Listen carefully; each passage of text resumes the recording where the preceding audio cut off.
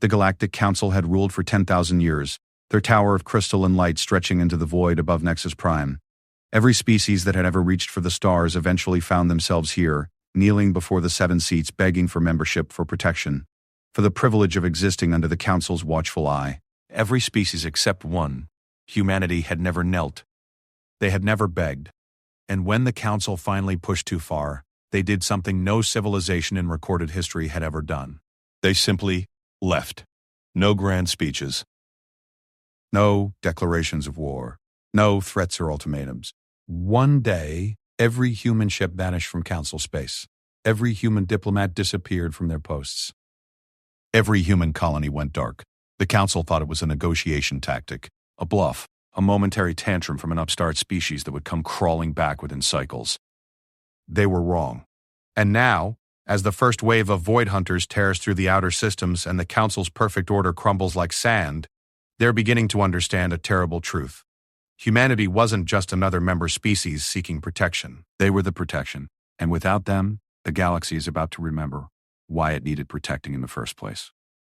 The first sign something was wrong came at 0347 Standard Galactic Time, when the Terran Embassy on Nexus Prime stopped responding to communications. Ambassador Kellex of the Valerian Republic had been trying to reach Ambassador Sarah Chen for 3 hours, his scaled fingers drumming anxiously against his communication console. The humans were notoriously punctual, almost obsessively so. Chen had never missed a scheduled call in the 4 years since taking her position. "Still nothing?" asked his aide Tren, sliding into the embassy's communication chamber on 4 silent legs. Kellex's head fins fluttered in distress. Complete silence. Even their automated systems are offline. He turned his large eyes toward the viewport showing the Terran Embassy district.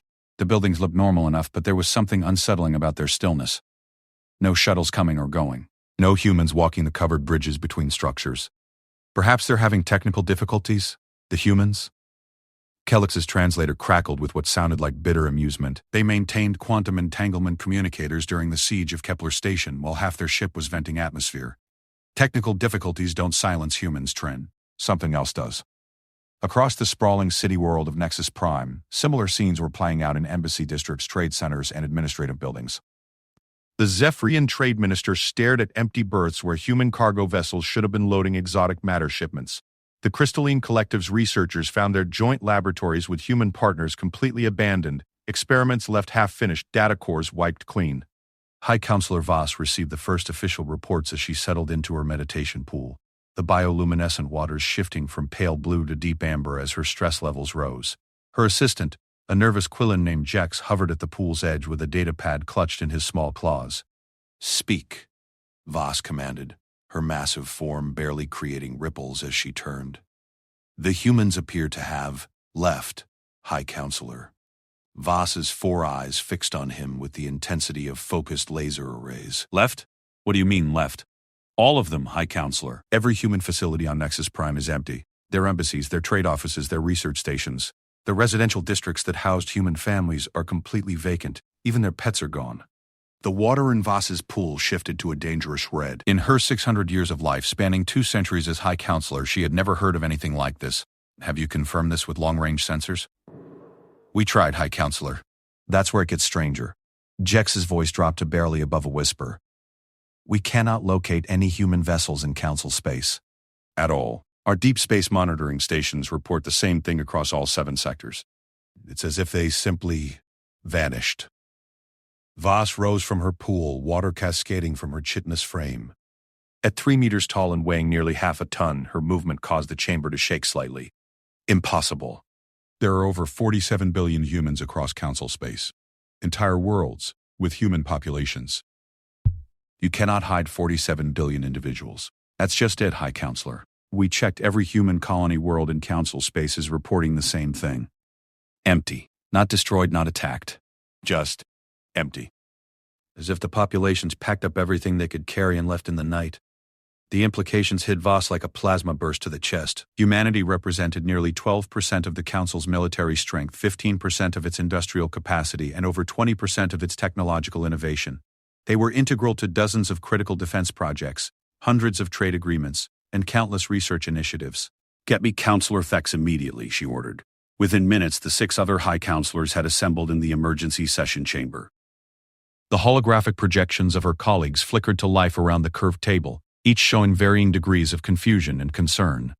Counselor Thex of the hegemony spoke first, his mechanical voice carrying its usual calculated calm. Our preliminary reports confirm the situation. Humanity has withdrawn from Council space entirely. No communication, no explanation, no warning. This is obviously some sort of negotiation tactic, interrupted Counselor Lissa of the Ethereal Collective, her translucent form pulsing with agitation. The humans have been increasingly vocal about Council policies regarding the Outer Rim territories. This is their way of applying pressure. Counselor Drax's hologram leaned forward, his reptilian features twisted in what passed for a grin among his species. Let them go. Good riddance. The humans have been nothing but trouble since they joined the Council, always questioning established protocols, always pushing for changes to systems that have worked for millennia. Systems they helped improve dramatically, countered Counselor Vex of the Aquatic Confederation. Human technological contributions have advanced our civilization by centuries in just the past few decades. Their military strategy saved us during the Krolix incursion. We cannot simply dismiss their value. Voss listened to the debate, but her mind was focused on a more troubling question. The logistics of evacuating 47 billion individuals from scattered worlds across Council space should have been impossible to coordinate without detection. It would require thousands of vessels, complex timing, absolute secrecy among billions of people. My counselor, Jex's voice interrupted her thoughts through her private communication channel. We have an incoming message. It's from Admiral Sarah Chen. Voss felt her carapace tighten. The human admiral? I thought you said all humans had disappeared. She's not in Council space, High Counselor. The transmission is coming from beyond our borders.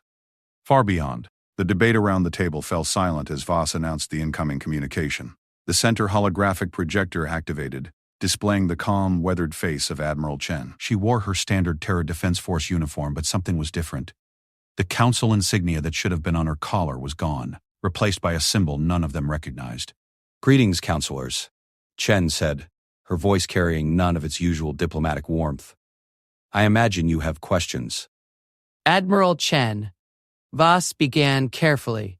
We are relieved to hear from you. There seems to have been some sort of mass evacuation from Council space. We're prepared to discuss whatever concerns have prompted this. Demonstration. Chen's expression didn't change. This isn't a demonstration, High Counselor. This isn't a negotiation tactic or a political statement. This is a departure, final and permanent. Surely you don't mean that. Counselor Lissa interjected.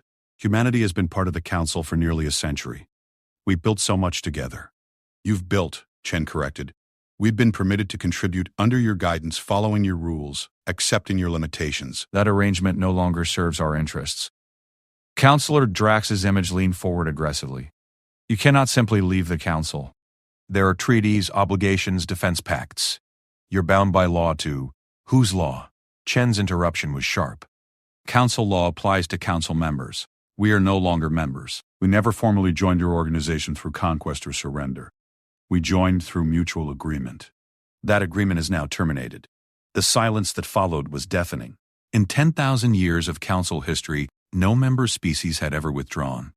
Conquest, integration, sometimes complete absorption, but never voluntary departure. Where will you go? Asked Counselor Vex quietly. That's no longer your concern, Chen replied. But I will say this. For nearly a century, humanity has contributed to the Council's strength, its knowledge, its defenses. We've shared our innovations freely, fought your battles alongside our own, and helped maintain the peace you all cherish so much. In return, we've been treated as junior partners, excluded from crucial decisions, and constantly reminded of our place in the hierarchy. The Council operates on established protocols, Voss began.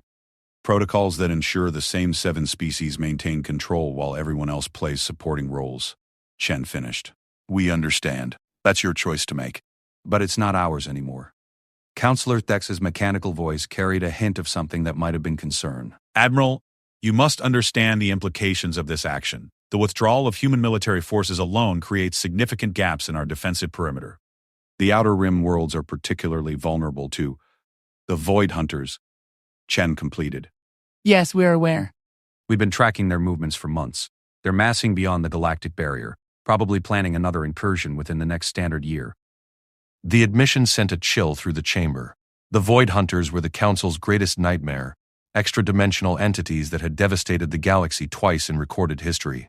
The most recent incursion 3 centuries ago had claimed 17 worlds and nearly 2 billion lives before being repelled. If you know they're coming, then you understand why this withdrawal is impossible, Voss said. Every species must contribute to the common defense. It's the foundation principle of the Council. Every species except the 7 that make the decisions, Chen pointed out. But you're right about one thing. The Void Hunters are coming. They've been testing the barriers, probing for weaknesses. Their current defensive strategies won't hold them. Then help us, Counselor Vex pleaded. Whatever concessions you require, whatever changes to the Council structure, we can discuss them.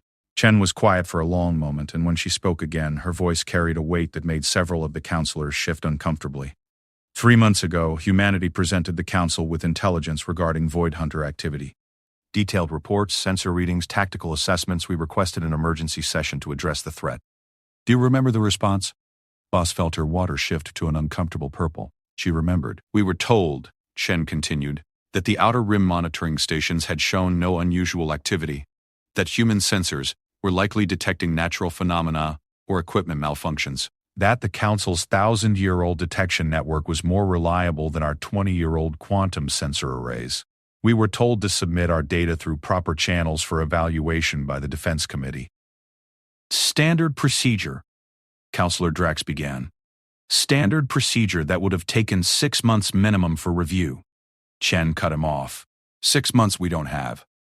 The Void Hunters aren't waiting for your bureaucracy to reach a consensus. So you abandon us? Counselor Liss's form flared with indignation. You leave us defenseless because we didn't immediately accept your assessment. Chen's smile was cold. We're not leaving you defenseless, Counselor. You have the most advanced civilization in the galaxy, remember? 10,000 years of experience, the combined wisdom of 7 highly evolved species. Defensive systems that have protected you through countless threats.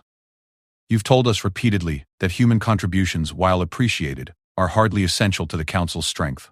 The uncomfortable truth of those words settled over the chamber like a shroud.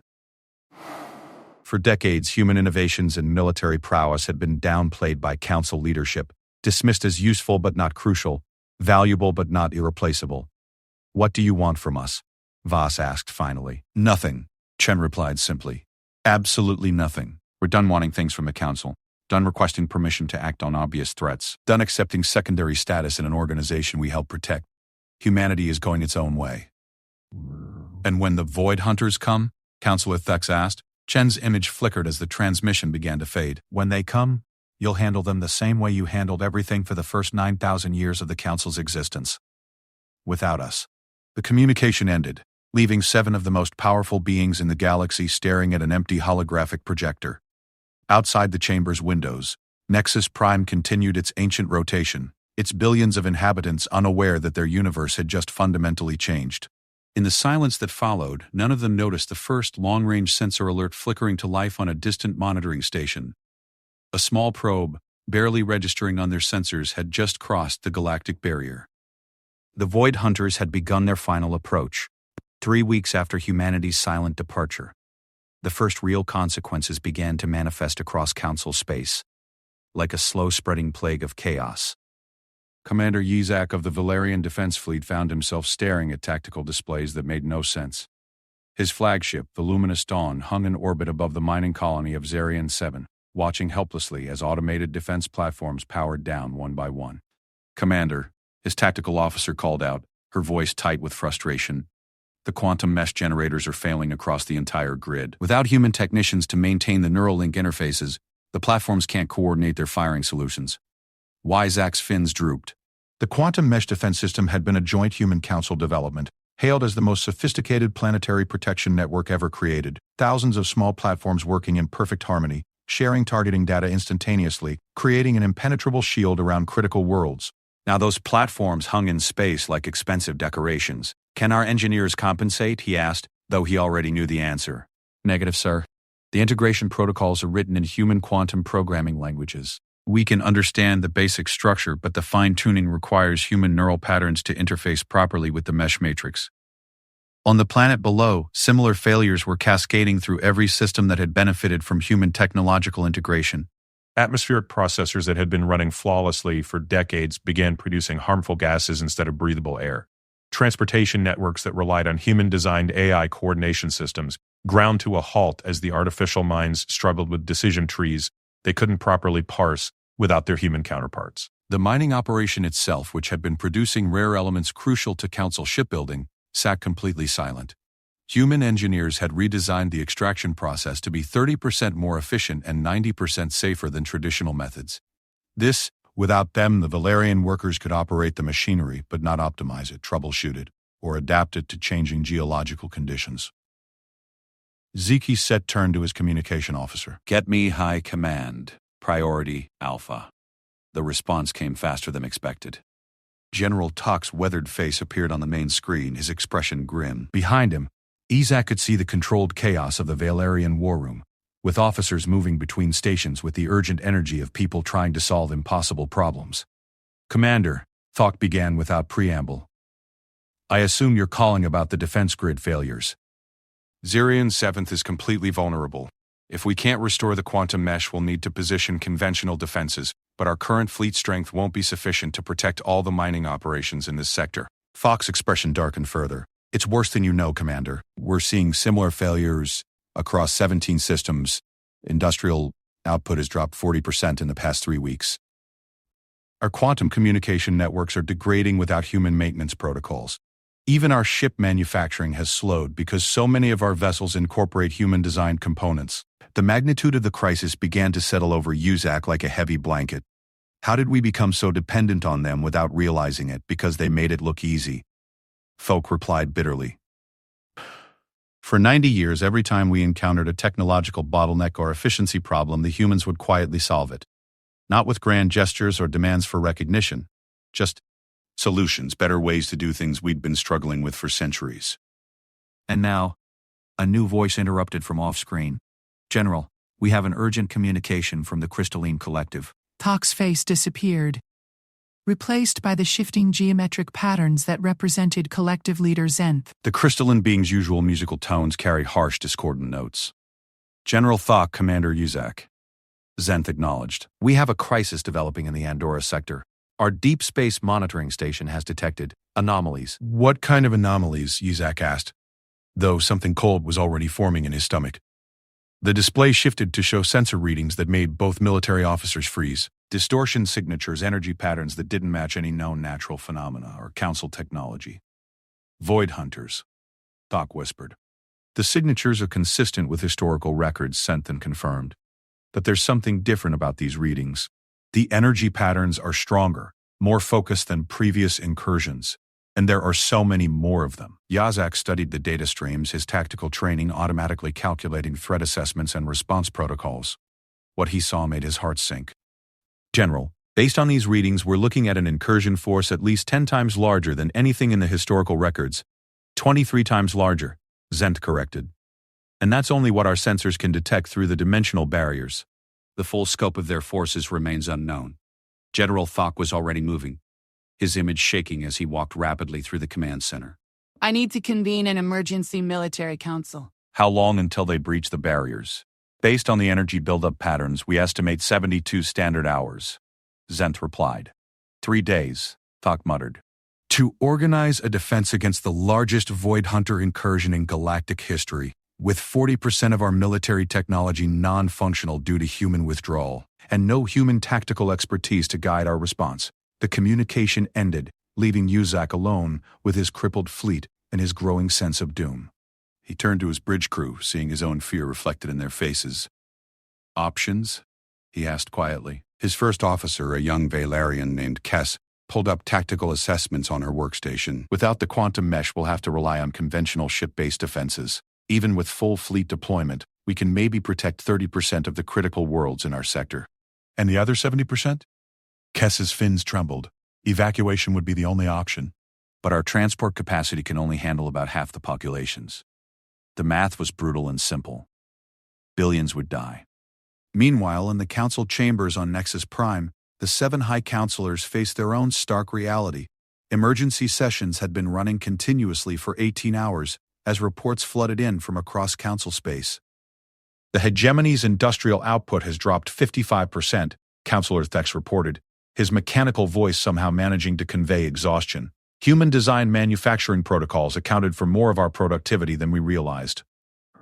Our engineers estimate it will take between 18 months and 3 years to develop alternative approaches. The Ethereal Collective's research initiatives have effectively ceased, added Counselor Lissa. Human cognitive patterns were integral to our most advanced projects. Without their unique perspective on quantum mechanics and dimensional theory, we've lost decades of progress. Counselor Drax, who had been most vocal in his dismissal of human contributions, sat silently reviewing reports from his own territory. The reptilian sovereignty's military forces were discovering that their most effective tactical doctrines had been developed in collaboration with human strategists. Without access to human battle analysis and adaptive thinking, their response times to complex scenarios had increased dramatically. High Counselor Voss absorbed each report with growing horror. The humans hadn't simply been members of the Council. They had become the nervous system of galactic civilization, connecting disparate technologies, mediating between incompatible approaches, and quietly solving problems that other species couldn't even recognize. How did we miss this? She asked finally. Because they never demanded credit, Counselor Vex replied quietly. Every solution was presented as a joint effort. Every innovation was shared freely. They made it seem like natural evolution of our existing capabilities. A new alert interrupted the discussion. Jex's small form appeared at the chamber's entrance, his usual nervousness replaced by stark terror. High Counselors, he announced, his voice barely steady. We have confirmation. Void Hunter forces are massing at 7 different breach points along the galactic barrier. Estimated time to full incursion, 60 to 4 hours. The chamber fell silent except for the ambient hum of life support systems. 7 of the most powerful beings in the galaxy faced the possibility that their 10,000-year civilization was about to end. Military response? Vaz asked. Jex consulted his datapad with shaking claws. Fleet Command estimates they can mount effective defenses at 3 of the 7 breach points, assuming all available forces are deployed and nothing goes wrong with the remaining human-integrated systems. And the other 4 breach points? Evacuation protocols are being initiated, but transport capacity is insufficient for complete planetary populations. Counselor Thex's mechanical components whirred as he processed the implications. We need to contact the humans. They made their position clear, Counselor Drax replied, though his earlier antagonism had been replaced by something approaching desperation. That was before the incursion, Counselor Lissa countered. Surely they won't allow the galaxy to fall to the Void Hunters over political disagreements. Vaz considered this. Admiral Chen had been clear that humanity was done with the Council, but she had also demonstrated detailed knowledge of the approaching threat. Would they really stand by and watch civilizations burn? Checks. Open a communication channel to Admiral Chen. Priority Alpha. Full Council authority. The holographic projector activated, but instead of Admiral Chen's face, they were greeted by an unfamiliar human in the uniform of the Terra Defense Force. A young man with calm eyes and lieutenant's insignia. Greetings, counselors, he said politely. I'm Lieutenant Morrison, Communications Division. Admiral Chen is currently unavailable, but I've been authorized to accept messages on her behalf. Lieutenant, Voss began carefully. We have a crisis situation developing. The Void Hunter incursion we discussed previously is imminent. We require immediate assistance. Morrison nodded sympathetically. I understand your concern, High Counselor. The Admiral asked me to convey her regrets, but humanity is no longer in a position to provide military assistance to Council space. You don't understand, Counselor Vex interjected urgently. This isn't about politics or Council membership. Billions of innocent lives are at stake. I do understand, Morrison replied calmly. The Admiral also asked me to remind you that humanity provided detailed intelligence about this threat 3 months ago. The Council chose to dismiss that intelligence through proper channels rather than take immediate action. We made an error in judgment, Boss admitted, the words bitter in her translation matrix. But that doesn't justify allowing civilizations to be destroyed. Morrison's expression didn't change. With respect, High Counselor, humanity isn't allowing anything. The Void Hunters are the ones choosing to destroy civilizations. Your forces are the ones tasked with stopping them. We're simply not involved anymore. Where are you? Counselor Thex demanded. What are your current coordinates? That information is classified, Morrison replied. But I can tell you we're well beyond the current crisis zone. You abandoned us. Counselor Lissa's form pulsed with anger. You knew this was coming and you left us defenseless. For the first time, Morrison's calm cracked slightly. We left you exactly as you insisted you wanted to be left. Independent, in control, following your own protocols and procedures. You have everything you had before humanity joined the Council, plus 90 years of technological advancement we freely shared. It's not enough, Voss said quietly. Morrison's expression softened marginally. I know, the Admiral knows too. But it's what you chose. The communication ended, leaving the counselors staring at an empty projector once again. Outside the chamber windows, the lights of Nexus Prime continued their eternal dance, unaware that their time might be measured in hours rather than millennia. In the silence, a new sound emerged. The deep, resonant tone of the emergency alert system. The Void Hunters had begun their breach. The first ships of an ancient enemy started pouring into normal space, and the galaxy's greatest civilization discovered it was no longer strong enough to stand alone. The first world to fall was Kepler's Rest, a peaceful agricultural planet in the Outer Rim that had been feeding 3 systems for over 2 centuries. The Void Hunters came through the dimensional barriers like living nightmares, their ships defying every law of physics the Council understood. Captain Mira Solis of the Ethereal Collective watched the planet die from the bridge of her vessel, the Transcendent Light. The Void Hunters' weapons didn't just destroy matter, they unraveled the fundamental forces that held atoms together, turning entire continents into expanding clouds of disconnected particles. Captain, her tactical officer reported, voice hollow with shock.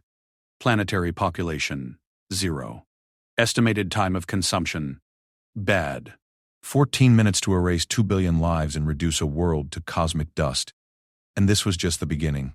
Across the galaxy, similar scenes played out as 7 massive Void Hunter fleets poured through their breach points. The Council's response was valiant but hopelessly inadequate. Ships designed with human-integrated systems struggled to coordinate their attacks. Weapons platforms that had been perfectly calibrated by human engineers fired wildly. Their targeting solutions degraded without the neural interfaces that had made them so effective. On Nexus Prime, High Counselor Voss stood in the Emergency Command Center, watching tactical displays that showed defeat after inevitable defeat. Red markers indicated fallen worlds. Yellow markers showed planets under attack. Green markers, representing safe territories, were disappearing with alarming frequency. Status report, she commanded, though she dreaded the answer.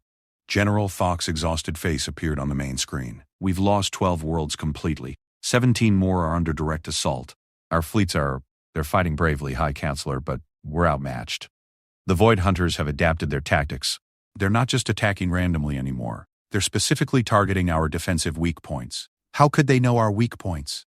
Because they're the same weak points they exploited in previous incursions, interrupted a new voice. Everyone in the command center turned to see Admiral Chen's holographic image materializing beside Thok's display. Vaz felt a surge of hope. Admiral, had you reconsidered?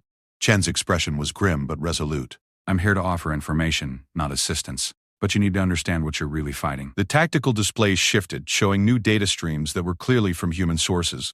The level of detail was staggering. Precise Void Hunter ship configurations, movement patterns, even what appeared to be communication intercepts. We've been monitoring the incursion since it began, Chen continued. The Void Hunters aren't just more numerous this time. They're more intelligent. They've been studying Council defensive patterns for the past 3 centuries, learning from each encounter. How is that possible? Counselor Text asked, his mechanical form leaning into view. The Void Hunters were repelled completely in the last incursion. They had no way to gather intelligence. They didn't need to gather it, Chen replied. They created it. Every time the Council has fought them, you've used the same basic tactical approaches, relied on the same defensive technologies, followed the same strategic doctrines. You've been predictable. General Thok's fins drooped. Then how do we fight them? You don't, Chen said bluntly. Not with your current approach. The Council's military doctrine is based on 10,000 years of fighting other Council species, symmetrical warfare between similar technological levels. The Void Hunters aren't playing by those rules. On the tactical display, another world went red. 3 billion lives extinguished in minutes. Tell us what to do, Voss pleaded, abandoning all pretense of diplomatic protocol. Chen was quiet for a long moment, studying the data streams. When she spoke again, her voice carried a weight that made everyone listen.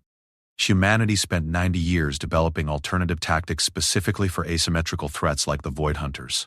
We studied every historical engagement, ran millions of simulations, created contingency plans that the Council never bothered to review because they didn't fit established protocols.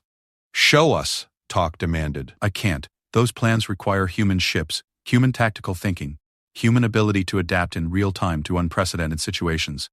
They were designed around capabilities that only we possess. Counselor Lyssa's form flickered into the communication. Then come back. Help us. Whatever terms you want, whatever concessions. It's too late for that, Chen interrupted. Even if humanity wanted to return, which we don't, it would take weeks to redeploy our fleets to council space. Weeks you don't have. Another red marker appeared on the display, then another. So we're all going to die because of your pride? Counselor Drax snarled, his image joining the growing conference. Chen's eyes hardened. Our pride? For 90 years, humanity offered new ideas, innovative solutions, alternative approaches to every challenge the council faced. For 90 years, we were told those ideas needed to be reviewed, approved, integrated into existing frameworks that were already centuries obsolete. Your pride, Counselor Drax. Your insistence that the old ways were the only ways. That's enough, Voss interrupted before the argument could escalate further. Admiral, if you're not here to help, why are you here? Chen's expression softened slightly. Because despite everything, we don't want to see civilizations destroyed. I can give you intelligence on Void Hunter movements, tactical assessments, projections of their likely strategies. Won't be enough to save everyone, but it might help you save some. Why not save everyone? Asked a new voice. The conference participants turned to see another human figure materializing, an older man in civilian clothing with intelligent eyes and graying hair. Dr. Marcus Webb, Chen acknowledged. I told you to stay out of this. And I told you that some things are more important than political statements. Webb replied firmly. He turned to address the counselors directly. I'm the architect of most of the human defensive innovations you've been relying on. I've been monitoring the incursion, and I have a proposal. Marcus, don't, Chen warned. 300 billion people are going to die, Sarah, Webb shot back. I won't have that on my conscience for the sake of making a point. Voss leaned forward. What kind of proposal, Webb? Activated his own holographic displays showing complex tactical scenarios. There's a way to stop this incursion, but it requires perfect coordination between human technology and council resources. A joint operation unlike anything attempted before. Explain, General Fock demanded. The Void Hunters are vulnerable during their dimensional transitions. For approximately 14 seconds after they breach into normal space, their exotic matter hulls are destabilized. But exploiting that vulnerability requires quantum mesh networks to coordinate simultaneous attacks across multiple breach points. Our quantum mesh systems are failing without human technicians, Fock replied bitterly, which is why the plan requires humanity to provide the coordination while council forces provide the firepower, Webb continued. But it would mean human ships operating in council space again. Human commanders directing council fleets. Human technology temporarily reinstalled in your defensive networks.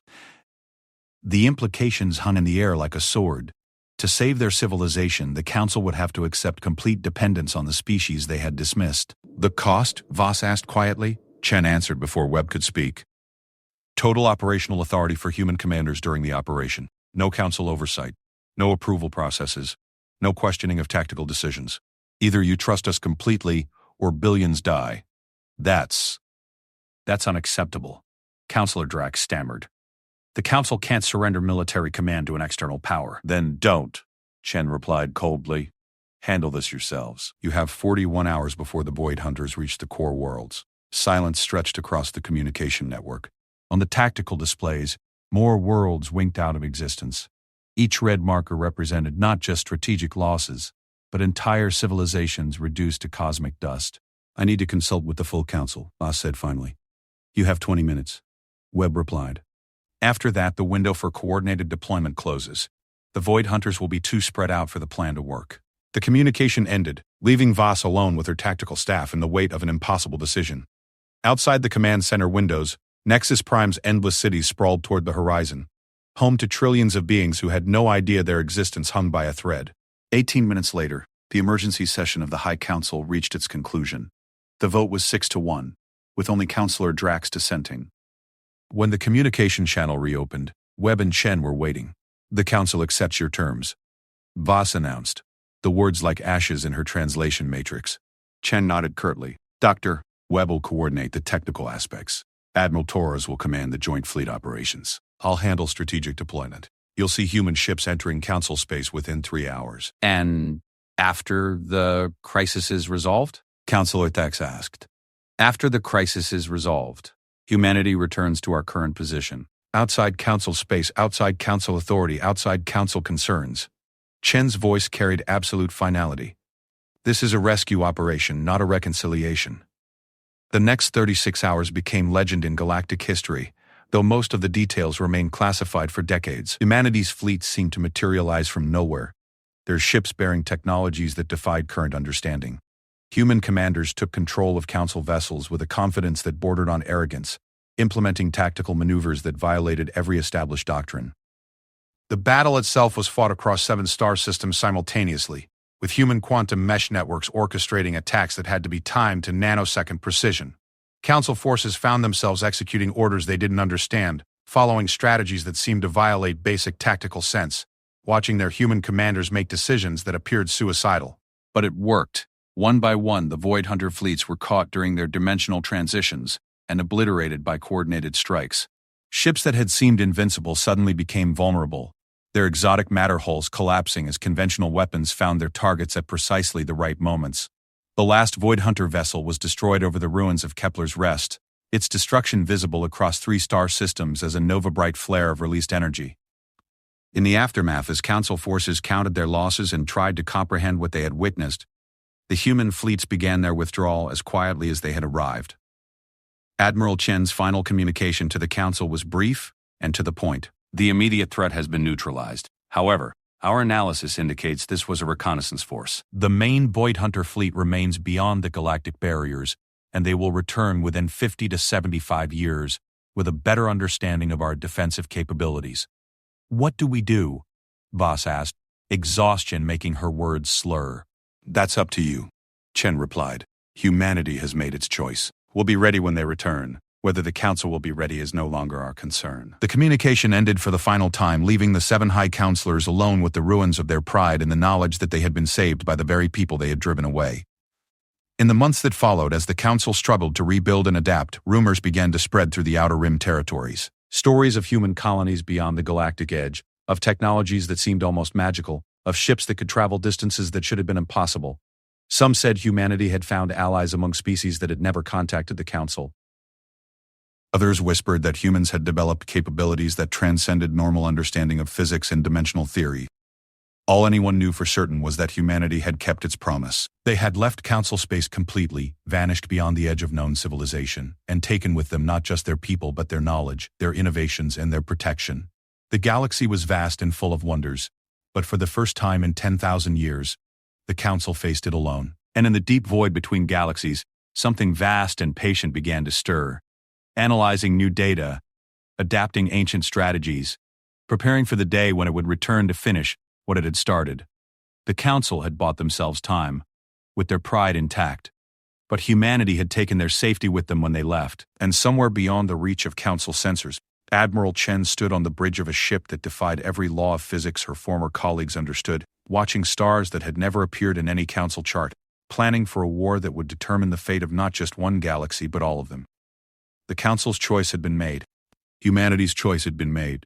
Now, they would all live or die, with the consequences. No announcement, no warning, just humans leaving the Council to suffer.